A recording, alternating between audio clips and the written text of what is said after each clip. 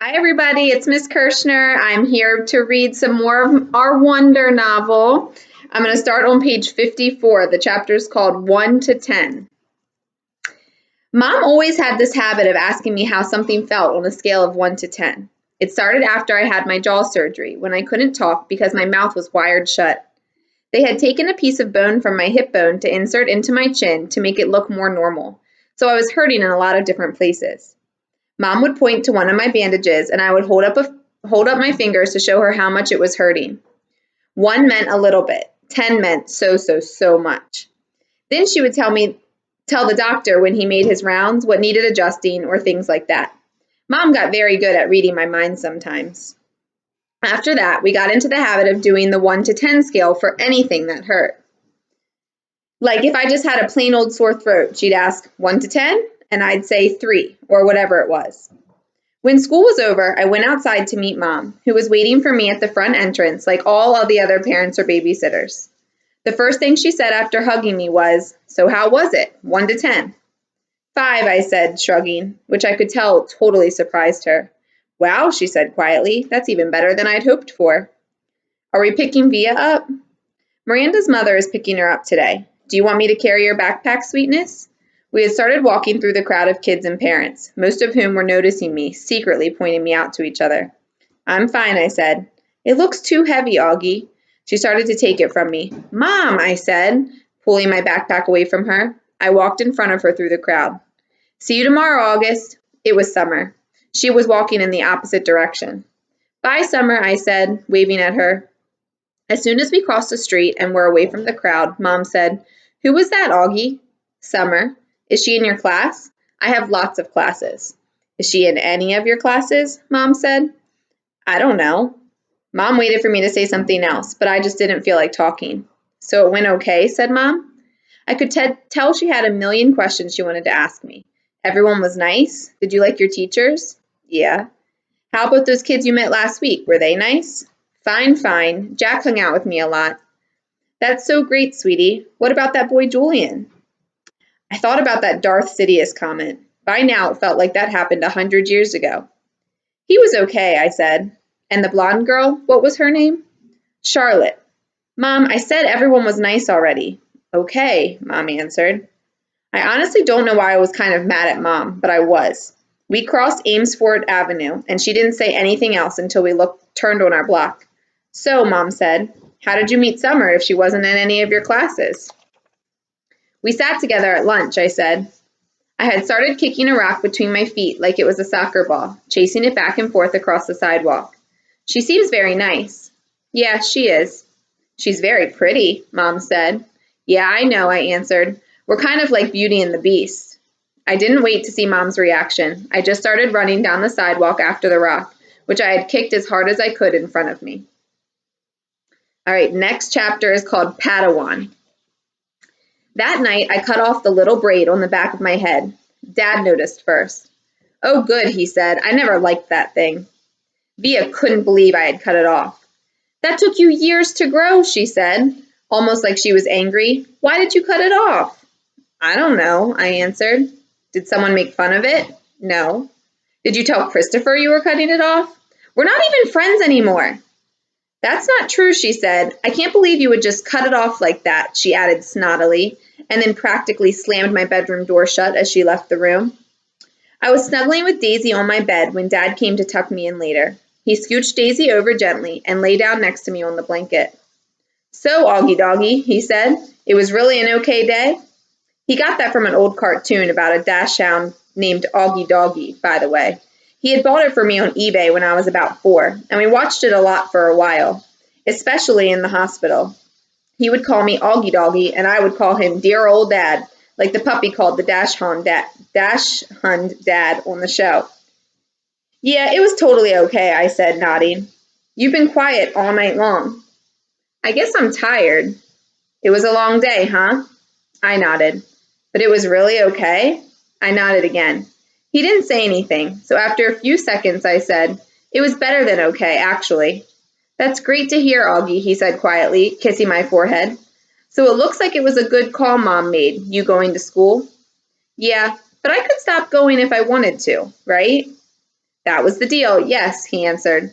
Though I guess it would depend on why you wanted to stop going too, you know. You'd have to let us know. You'd have to talk to us and tell us how you're feeling, and if anything bad was happening, okay? You promise you'd tell us? Yeah. So can I ask you something? Are you mad at Mom or something? You've been kind of huffy with her all night long. You know, Augie, I'm as much to blame for sending you to school as she is. No, she's more to blame. It was her idea. Mom knocked on the door just then and peeked her head inside my room.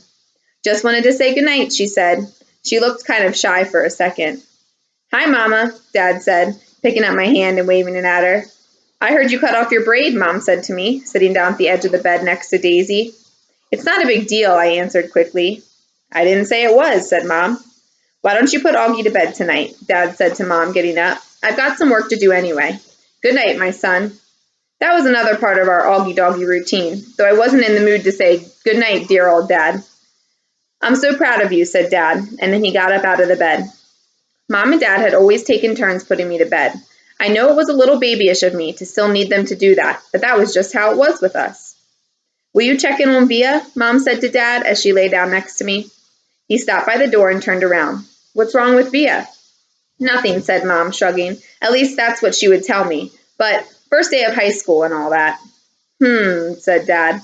Then he pointed his finger at me and winked. It's something with you kids, isn't it? He said. Never a dull moment, said Mom. Never a dull moment, Dad repeated.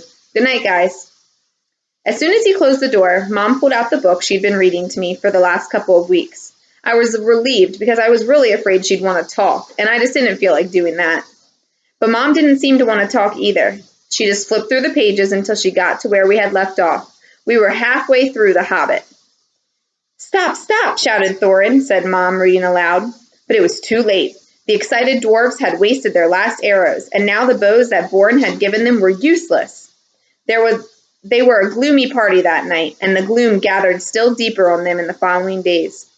They had crossed the enchanted stream, but beyond it the path seemed to straggle on just as before, and in the forest they could see no change.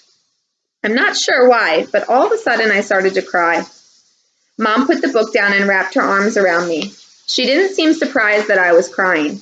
It's okay, she whispered in my ear. It'll be okay. I'm sorry, I said between sniffles.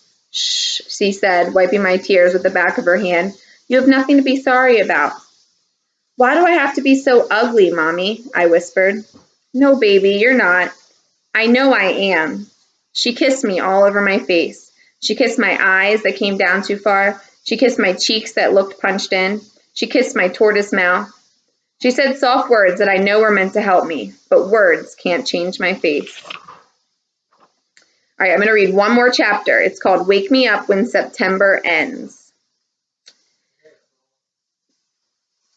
The rest of September was hard. I wasn't used to getting up so early in the morning, and I wasn't used to this whole notion of homework.